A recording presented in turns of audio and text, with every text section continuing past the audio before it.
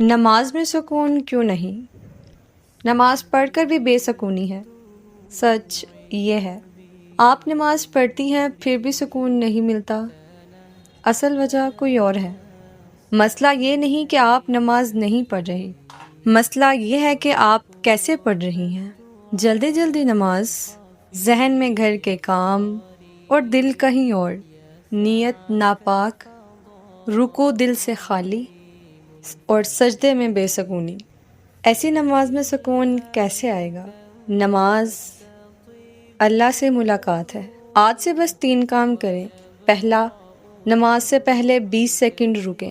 دوسرا، آہستہ پڑھیں، جلدی نہ کریں۔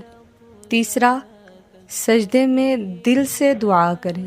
یقین کریں جب دل حاضر ہوگا سکون خود بخود آئے گا۔